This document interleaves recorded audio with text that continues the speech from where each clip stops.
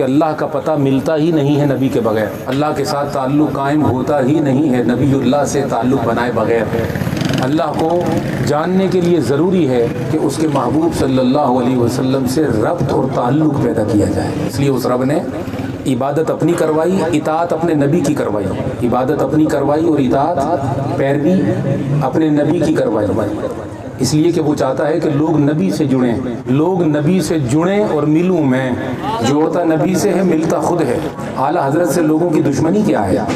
لوگوں کی دشمنی یہی ہے کہ وہ فساد کی جڑ کاٹتے ہیں اور حقیقت کا تعارف کراتے ہیں، برملا کراتے ہیں اور بتاتے ہیں گستاخوں کو، بے ادبوں کو برملا بتاتے ہیں کہ کیا باخدا، یعنی خدا کی قسم، باخدا در مصطفیٰ، باخدا خدا کا یہی ہے در، نہیں اور کوئی مفر مکر، جو وہاں سے ہو، جو وہاں سے ہو یہیں آ کے ہو، جو یہاں نہیں وہ وہاں نہیں، یہ بات کرتے ہیں وہ۔ یعنی خدا کا پتہ بھی اگر ملتا ہے تو وہ در مصطفیٰ سے ملتا ہے، لہذا جو نبی سے جوڑے وہی اصل میں اہل حق ہے، اسی سے جڑنا ہے ہمیں۔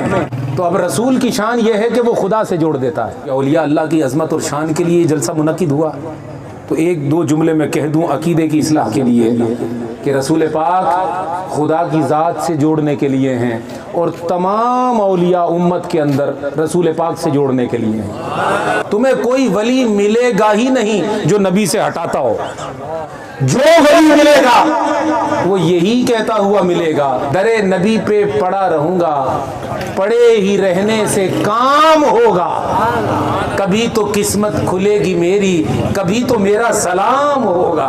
ہر ولی نبی سے جوڑتا نظر آئے گا تمہیں، اور جو ولی والے نہیں ہوں گے وہ تمہیں نبی سے توڑتے ہوئے نظر آئیں گے، الگ کرتے ہوئے نظر آئیں گے۔ اور ان کی جرتیں دیکھو تم کہ ان سے اگر کہو کہ یار تم نبی سے الگ کر رہو، کہتے ہیں نہیں ہم تو خدا سے جوڑ رہے ہیں۔ یعنی جرت کر کے مانا بھی نہیں جاتا کہ اقرار کریں کہ ہاں چھوڑ رہے ہیں۔ معلوم ہے انہیں کہ اگر اقرار کریں گے تو ہمارے پلے بھی کچھ نہیں بچے گا، ہمیں وہ کلمہ بھی پھر ان سے لینا پڑے گا کہ تم یہ کلمہ خود لینے گئے تھے وہاں یا خدا خود دینے آیا تھا، تو وہ کہیں گے کہ نہیں یہ تو پھر ہمیں آپ کا بتایا ہوا میلاد ماننا پڑے گا، اس لیے کہ نبی کی آمد اور ولادت ہوئی، پھر 40 برس گزرے، اعلان نبوت ہوا، پھر کلمہ ملا، ہم نے کلمہ پڑھا، تب ہمیں رب ملا۔ بات تو آمینہ کے گھر سے شروع ہوئی، تو میلاد والے اصل میں اسی گھر کے دروازے پر کھڑے ہوتے ہیں کہ اگر وہ دروازہ نہ ہوتا تو جنت کا دروازہ بھی نہ ملتا۔ اے آمینہ تیری عظمت پر لاکھوں سلام، اے عبداللہ تیری عظمت پر لاکھوں سلام، اے نسل مصطفیٰ، اے محمد سے لے کر آدم علیہ السلام تک تمام جد مصطفیٰ پر کروڑوں سلام کہ وہ نور جو پیشانی آدم سے چلا اور پشت در پشت ہوتا ہوتا پھر عبداللہ کی پشت سے ہو کر آمینہ کے گھر میں رسالت کا چراغ، نبوت کا چراغ، طٰہٰ اور مزمل کی شانوں والا محمد مصطفیٰ جو شب ولادت اس دنیا میں آیا تو اس کا میلاد ہوا تو فساد دفع ہوا۔ یہ میلاد نہ ہوتا تو کہاں دفن فساد ہوتا؟ تو بات تو میلاد اور ولادت سے شروع ہوئی، اس لیے تمہیں ہمارے یہاں میلاد بھی ملے گا۔ ہم ناشکرے نہیں وفادار ہیں کہ بات تو میلاد سے شروع ہوئی، پھر چونکہ رسول خاتم النبیین بن کر آیا، اس لیے ہم نے رب سے عرض کیا مولا کہ رسول کے اوپر رسالت تو ختم ہے، یہ سلسلہ آگے کیسے چلے گا؟ فرمایا پریشان مت ہو، نبی کے بعد علی ہے نا، ہم کوئی ترتیب کے خلاف بات نہیں کر رہے، ہر صحابی رسول وہ میرے نبی کا ولی ہے، اور خلیفہ بلا فصل اول خلیفہ سیدنا صدیق اکبر رضی اللہ تعالیٰ عنہ، ان کے بعد عمر فاروق، ان کے بعد عثمان غنی، ان کے بعد چہارم خلیفہ حیدر کرار، شیر خدا، امیر المومنین، خلیفۃ المسلمین، سب ولیوں کے ولی، سب اماموں کے امام، اور تمام روحانیت کے تاجوروں کے تاجور، فاطمہ کے شوہر، نبی کے داماد، خدا کے پیارے، مصطفیٰ کے مرتضیٰ، علی شیر خدا جن کے لیے فرمایا من کنت مولا فعلی مولا، تو فرمایا ہمارے بعد ولایت ہے، ہمارے بعد رسالت کے بعد ولایت ہے، اور ولایت کا فیض تو قیامت تک جاری و ساری رہے گا۔ تو مسلمانوں پریشان نہ ہونا، قیامت تک گلی گلی میں، نگر نگر میں، خطے خطے، کئیے کئیے، ملک ملک، گاؤں گاؤں ولی آ کر بتاتے رہیں گے کوئی علی تھا، اور علی بتاتا رہے گا کوئی نبی ہے۔ تو ولایت رسالت تک پہنچاتی ہے۔ تو جس طرح رسولوں میں آقا کا مقابل کوئی نہیں، اسی طرح رسول کی عطا سے تمام اولیاء اللہ میں عبد القادر کا ثانی کوئی نہیں، عبد القادر کا ولیوں میں، یہ ولیوں میں لاسانی، غوث پاک کا ولیوں میں کوئی ثانی نہیں، اس لیے ولیوں میں لاسانی۔ اچھا آقا کا نبیوں میں کوئی ثانی نہیں تو نبیوں میں لاسانی، اور اس کی خدائی میں اس کا کوئی ثانی نہیں تو وہ خدا ہو کر لاسانی۔ اللہ لاسانی، آقا رسولوں میں لاسانی۔ تاجدار ولایت حضور سیدنا شیخ عبد القادر جیلانی، یہ اولیاء اللہ میں لاسانی، اور ان کی ولایت ہے لافانی۔ تو ولایت ہمیں لے جاتی ہے رسالت تک، ہمیں نبی کا در دکھاتی ہے، اس لیے جھگڑا پہلے ولیوں پہ ہی شروع ہو جاتا ہے۔ جن کو نبی کی ضرورت نہیں، معاذ اللہ ان کو ولی کی کیا ضرورت؟ اور یہ اہمیت تو انہیں معلوم ہے جو جانتے ہیں مراتب کو، کہ بھائی ولی ملا نہیں تو نبی کیسے ملے، نبی ملے تو رب ملے۔ یہ طریقہ ہے، یہ رستہ ہے، یہ ذریعہ ہے پہنچنے کا۔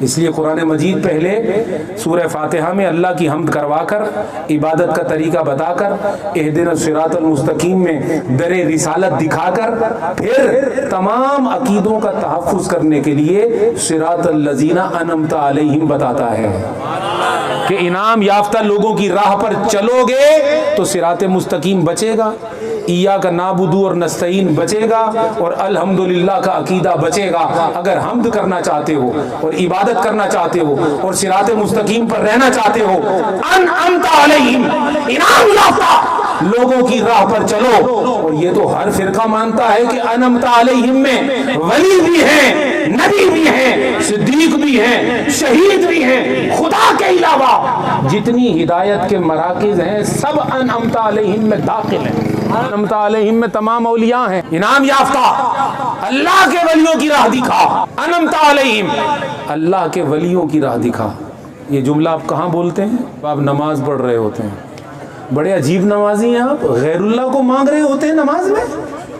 کل سے معاذ اللہ سمجھانے کے لیے کہہ رہا ہوں، یہ آیت نکال دیں، آپ نہیں پڑھیں۔ انعمت علیہم کے بغیر فاتحہ نہیں، فاتحہ کے بغیر نماز نہیں، لا صلاۃ الا بفاتحۃ الکتاب، فرمان مصطفیٰ نماز ہوتی نہیں فاتحہ پڑھے بغیر۔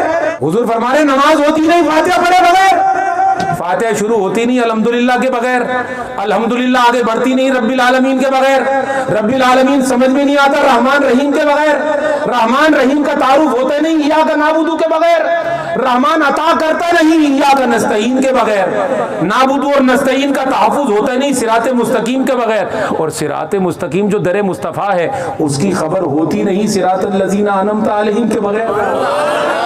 اور انعمت علیہم میں اگر اولیاء کی بات نہیں ہے تو غیر المغضوب علیہم ولا الضالین، اس میں تمہارا چرچا پھر کیوں ہے کہ ہمیں ان کی رحمت دکھا مغضوب اور دال، ہمیں ان کی راہ نہ دکھا جو رافضی ہو گئے، اور ہمیں ان کے رستے پر بھی نہ چلا جو ناصبی ہو گئے، ہمیں ان کی راہ نہ دکھا جو اولیاء کا دشمن بن کر وہابی ہو گئے، اور ہمیں ان کی راہ نہ دکھا جو گمراہ ہو کر لبرل ہو گئے اور یا رسول اللہ کا نعرہ ہی چھوڑ گئے۔ نہیں، ہمیں مغضوب بھی نہ بنا، ہمیں عیسائی بھی نہ بنا، ہمیں یہودی بھی نہ بنا۔ مغضوب عیسائی، دال یہودی، ہمیں نہ عیسائی بنا نہ یہودی بنا۔ عیسائی وہ جو عیسیٰ کو اللہ کا بیٹا کر دے، یہودی وہ جو عزیر کو اللہ کا بیٹا کر دے۔ ہمیں نہ عیسائی بنا نہ یہودی بنا، اے اللہ ہمیں تو سنی بنا، ہمیں تو سنی بنا، ہمیں تو سنی بنا۔ اس لیے بنا کہ ہم مصطفیٰ کو نبی کا بیٹا نہیں کرتے، ہم نبی کو ابن اللہ نہیں مانتے، ہم تو نبی کو حبیب اللہ مانتے ہیں۔ اور جو ابن اللہ ہوتا ہے وہ حبیب اللہ نہیں ہوتا، اور جو حبیب اللہ ہو وہ نہ ابن اللہ ہوتا ہے نہ غیر اللہ ہوتا ہے۔ اسی نقطے پر 10 گھنٹے تقریر ہو سکتی ہے۔ وجہ یہ نہیں کہ ہم کچھ ہیں، نہیں، ہمارے پیچھے بہت کچھ ہے، جن کے ہم نوکر، جن کے ہم سگ، اور جن کا پٹا ہماری گردن میں۔ تو یہ تو دنیا کی بھی رسم ہے یار، کتے دے گل پٹا ہوئے تے وٹا کوئی نہ مارے۔ تو ہم یہ جو نعتوں کے اندر پڑھتے ہیں، اور اعلیٰ حضرت نے جو کہا کہ تیرے در سے جو یار پھرتے ہیں در بدر یوں ہی خار پھرتے ہیں، اور میں گدھا ہوں اس گلی کا جس میں مانگتے تاجدار پھرتے ہیں۔ اور پھر فرمایا کوئی کیا پوچھے تیری بات رضا، تجھ سے کتے ہزار پھرتے ہیں۔ یہ آقا کی عظمت کی طرف تھا یہ شعر۔ صرف ہم ہی کتے نہیں ہیں غلامی کے، آقا کی بارگاہ میں تو بے شمار ہیں، بے حد ہیں اور لاتعداد ہیں۔ تو وہ جو نسبت کا پٹا گل میں پڑا ہوتا ہے، تو وہ کتے کے گلے میں پٹا ہونے کا مطلب یہ ہوتا ہے کہ وہ مالکوں والا کتا ہے۔ تو یہ 11ویں میں آنا اور اولیاء اللہ کا نام لینا اور ان کے ساتھ اپنے آپ کو منسوب کرنا، یہ خدا کی قسم انہی کا پٹا گلے میں لینے کے لیے تو ہوتا ہے کہ ہمارے وارث اور مالک موجود ہیں، ہم ان وارثوں پر بھروسہ کرتے ہیں۔ انعمت علیہم، اس کے بغیر تو تیری نماز نہیں ہوتی، اللہ والوں کا ذکر کیے بغیر تو تیری بولیے نماز نہیں ہوتی۔ اور میں اکثر یہ کہتا ہوں کہ یار کیسی نماز پڑھتے ہیں یہ، نماز پڑھ کر اللہ کے ولیوں کو مانگتے ہیں، اور نماز کے باہر آتے ہی ان کو نہیں مانتے کہ اللہ کے ولیوں سے شکایت۔ یہ بات حق ہے کہ ولی کا تعین ہونے کے لیے ضروری ہے کہ شریعت کا پابند ہو، نسبت کا پابند ہو۔ ہر ہرے غیرے نتھو غیرے کو بھی یہ دعویٰ درست نہیں ہو سکتا، لیکن اصول کی بات کر رہا ہوں کہ اولیاء اللہ کی مخالفت اور ان سے نفرت اور ان سے تکبر، یہ تو ہم لوگوں کا شیوا نہیں، یہ تو مسلک اعلیٰ حضرت نہیں۔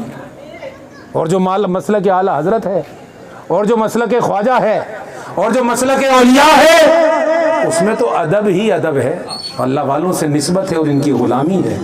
صراط مستقیم تک جب ہم پہنچے تو نسبت رسالت کا ذکر تھا، اور انعمت علیہم پر جب ہم پہنچے تو کل اولیاء کا ذکر تھا۔